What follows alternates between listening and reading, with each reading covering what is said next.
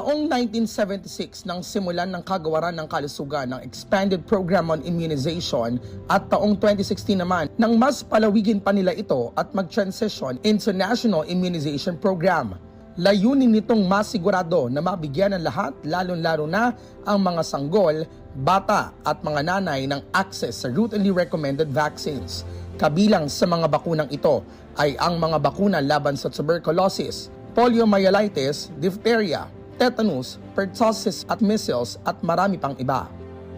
Ngunit noong kasagsagan ng pandemya, nang tila huminto ang mundo, ay nahinto rin ang pamamahagi ng mga bakuna.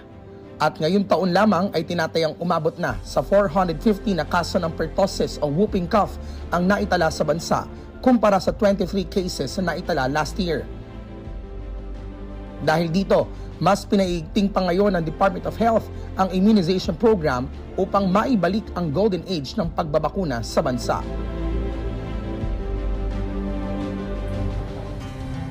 At kaugnay nga po niyan, makakasama po natin live dito sa studio, Department of Health Spokesperson and USEC, Dr. Eric Tayag. Magandang umaga po, Dr. Eric Tayag. Magandang umaga, Dayan. Happy Easter. Happy Easter! And welcome back po dito sa PTV.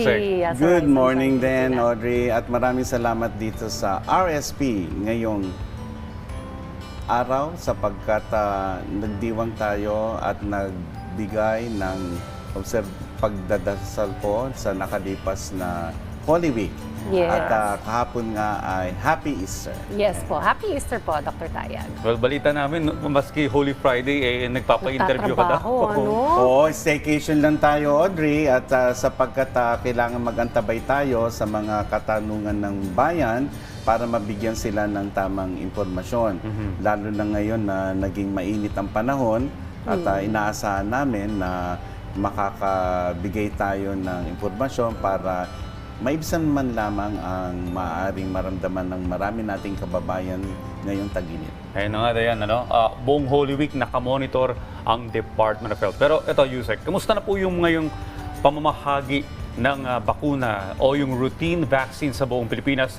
Masasabi po ba natin na talagang tuluyan na itong bumalik sa normal since nung COVID-19 pandemic?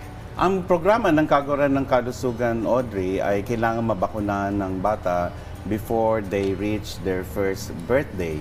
Ang bagong silang na sanggol halimbawa ay dalawang klase ng bakuna ang dapat matanggap.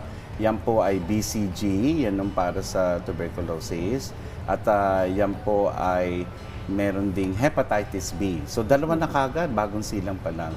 At 6 weeks of age, yan ay magbibigay tayo ng pertussis-containing vaccine. Sa ating bansa, ang Department of Health ang binibigay yung 5-in-1 pentavalent vaccine, tawag namin doon. Kasama kasi rin ng diphtheria, pertussis, tetanus, hepatitis B muli, at saka yung Haemophilus influenzae B, isang uri rin ng bacteria. Tapos, umpisa rin na rin ng patak, yung oral polio vaccine. At yan ay after a month, uulitin kasi 3 beses mo dapat makuha yung binanggit kong bakuna, yung oral polio at saka yung pentavalent. At 9 months, magbibigay na tayo ng measles vaccine. At 12 months, pag nag-birthday, another measles vaccine, 2. So, 7 klaseng bakuna po yan, plus 1 kasi yung Haemophilus influenzae B. Pag nakompleto nyo ho yan, natanggap nyo yung measles vaccine, sa tamang panahon na binanggit ko kanina, kayo ay maililista na fully immunized child. Check. Pero sa ating bansa, ito ay naglalaro lamang sa 6 na po hanggang 70%. Kaya nga ang aming kalihim ay meron pong sinadyang priority para sa public health. 95% dapat ang ating fully immunized child vaccine coverage. Okay, so yun yung target ng 95%, pero nabanggit nyo, Yusek, na nasa 60 to 70% lang. Ano po yung mga dahilan kung bakit po ganun po yung data na lumalabas po sa atin? Una, tumamlay ang pagbabakuna nung panahon ng pandemic sapagkat nalagay ang ating atensyon sa proteksyon laban sa COVID-19. Bagamat tuloy-tuloy pa rin yung pagbabakuna, hindi kasing sigla nung mga nakalipas na maraming taon. Bago pa naman magkaroon ng pandemic, ay bumababa na rin yung ating vaccine coverage. Yan ay may kinalaman sa vaccine confidence ng ating mga kababayan, lalo na ng mga mami, sapagkat marami sa kanila ay natakot sa maaring side effect ng bakuna. So, kailangan na magpaliwanag kami, magbigay ng awareness para na sa ganon, may kayat namin na bumalik ang kanilang paniniwala at pagtitiwala sa bakuna. It's a long process, but we are getting there. Katunayan, nung isang taon na nagkaroon tayo ng catch-up immunization kontra measles at oral polio, ay umabot naman sa 85%, 84 to 85% ang ating coverage. Maganda na yon, subalit matatandaan na habang marami ang batang hindi nakakatanggap ng bakuna during their first birthday, marami ngayon sa kanila ang maaring mahawa o magkaroon ng sakit katulad ng tigdas, pertussis, diphtheria na ayaw natin mangyari sa ating mga babies, mga sanggol, at sa paglaki po nila, at hindi po yan magiging panganib sa kanilang kalusugan. Alright. Pero ito, napabalita na 3 lugar na yung nag-declare ng outbreak, lalawigan ng Iloilo, Cavite, and For pertussis. maging ang Quezon City dahil nga sa pertussis. Ano po ang ginagawa ngayon ng Department of Health para mapababa itong kaso ng pertussis?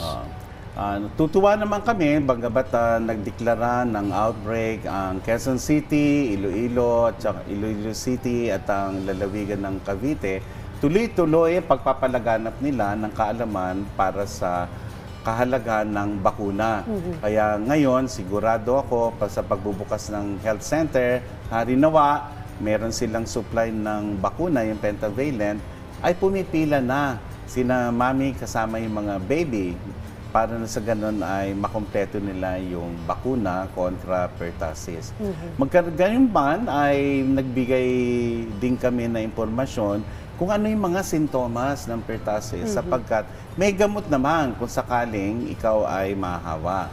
Kay baby, sipon, dahil hindi sila marunong umubo, ay sinusuka po nila yon. At titingnan nyo po yung pagtaas, baba ng dibdib, kasi na yan, biglang hihinto yun, kakabahan ka talaga. Mangingitim yung bibig at dadalhin mo talaga sa ospital. Tayo naman ay pwede ring mahawa. Kaya lang, hanggang 63% ng naitalang kaso sa buong bansa ay mga babying 6 months and below. So, importante talagang mabigyan sila starting at 6 weeks of age.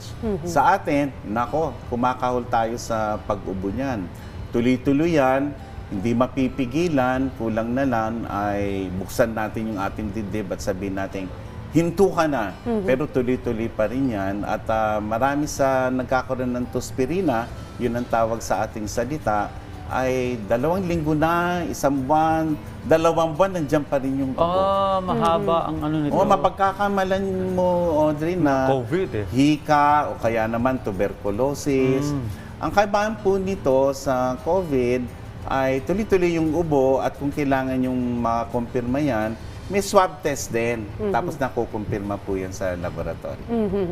In terms of the bakuna po versus dito sa pertussis, may available vaccines na po ba sa mga LGU, sa mga clinics natin, sa mga barangay? Or I understand may mga supply din pong parating? Maraming mga lugar ngayon ang may supply problems. At kami ngayon ay nakikipag ugnayan sa UNICEF para sa ganon mabili kaagad at ma-distribute namin ang mga bakuna sa lalong madaling panahon. Ang aming kalihim, Secretary Ted Herbosa, ay umaasa na mga pamahalaang lokal sa natitirang bakuna ay magamit po nila hanggang sa panahon na dumating na yung available supply natin. Gusto rin namin paliwanag na may konting pandaigdigang supply ng pentavalent vaccine na medyo mahirap makuha ngayon sapagkat maraming bansa rin ang nangangailangan. Pero umaasa kami na sa pamamagitan ng UNICEF, yung aming 5 million doses na binili through UNICEF ay makakarating sa ating bansa sa lalong madaling panahon. para tuloy-tuloy po ang pagpila sa mga health centers sapagkat ito naman ay binibigay natin ng libre. Okay. Okay, well, Doc, sa inyo pong datos, saan po ba yung mga lugar na medyo mababa yung percentage ng dami ng mga kabataang pinapabakunahan? Ito po ba yung mga malalayong lugar o yung mga liblib na baryo? Sa ngayon po, halimbawa, meron tayong measles outbreak dyan sa BARM. Katunayan, ngayong araw, mag-uumpisa na yung kanilang malawakang pagbabakuna sa mga bata at para sa ganun ay hindi na kumalat ang tigdas. Na mas lubang nakakahawa naman kumpara sa pertussis. At umaasa kami sa BARM na kanila pong magagawa ng paraan sapagkat maraming mga kababaihan po sa BARM na nahihirapang magdesisyon on their own. Kailangan po ay ang pagdesisyon ay galing po sa asawa halimbawa o kaya naman sa leader ng isang tribo. At yan po ang kultura po ron, pero umaasa kami na manunumbalik yon at ang mga mami mismo ron ay magklamor para na sa ganun mga baby nila ay mabakunahan. Ang ginagawa namin dito ay pinakikinggan namin sila sa kanilang hinaing, mga tanong, para sa ganun ay sila ay maging kampante, lalo na at hindi ganong kataas ang kanilang kaalaman sa mga pagbabakuna. Marami pa rin mga maling balita ang nakakarating sa kanila. Isa rin yun aming binibigyan ng tugon para nang sa ganon ay mabalik ang vaccine confidence at mabalik ang golden age ng pagbabakuna sa ating bansa. Oo, yun nga yung target ninyo, no? Yung maging bumalik yung golden age ng pagbabakuna. Ano po kaya ang mahalagang papel din ng mga local government unit para matulungan rin po yung DOH to attain this goal? Mahalaga sapagkat nasa kanilang poder ang mga barangay health workers natin, mga midwives, mga doktor na kung saan nasa kamay po nila ang pagpapalaganap sa kahalagan ng pagbabakuna. Lalo na ang sinisiguro po nila na may mapupuntahan si mami at yung baby sa anumang oras.